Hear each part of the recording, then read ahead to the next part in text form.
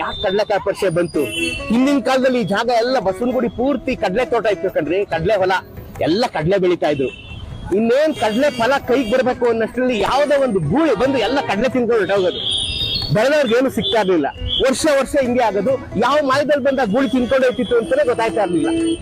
ಆಗ ಎಲ್ಲ ರೈತರೆಲ್ಲ ಬಸವಣ್ಣನ ಪ್ರಾರ್ಥನೆ ಮಾಡಿದ್ರು, ಅಣ್ಣ ಬಸವಣ್ಣ ನಿನ್ಗೊಂದು ದೇವಸ್ಥಾನ ಕಟ್ಸಿ ಈ ಕಾರ್ತಿಕ್ ಮಾಸದಲ್ಲಿ ಕಡ್ಲೆಕಾಯಿಂದಲೇ ನಿನ್ಗೆ ಅಭಿಷೇಕ ಮಾಡಿಸ್ಬಿಡ್ತೀವಿ, ನಮ್ಮ ಹೊಲಕ್ಕೆ ದಾಳಿ ಮಾಡೋದ್ ಬಿಟ್ಬಿಡೆ, ನಾವು ಬದುಕಬೇಕು, ನೀನು ಬದುಕಬೇಕು, ನಮ್ದು ಬದುಕಕ್ಕೆ ಅನುಕೂಲ ಮಾಡ್ಕೊಡು ಅಂತ ದೇವ್ರನ್ನ ಕೇಳ್ಕೊಂಡ್ರು ಬಸವಣ್ಣನ.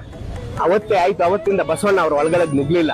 ಹಂಗ ಹೇಳ್ದಂಗೆ ದೊಡ್ಡ ಬಸವಣ್ಣನ ಸ್ಥಾಪನೆ ಮಾಡಿ ಈ ಕಾರ್ತಿಕ್ ಮಾಸದಲ್ಲಿ ಕಡ್ಲೆಕಾಯಿ ಪರಿಚಯ ಅಂತ ಮಾಡಿ ಅವನಿಗೆ ಕಡ್ಲೆಕಾಯಲ್ಲಿ ಅಭಿಷೇಕ ಮಾಡಿ ಅವನನ್ನ ಸಂತೃಪ್ತಗೊಳಿಸ್ತಾರೆ ರೈತರು. ತಾವು ಬೆಳೆದ ಇದನ್ನ ತಂದು ಮಾರಾಟ ಮಾಡಿ ತಾವು ಬದುಕು ಮಾಡ್ತಾರೆ.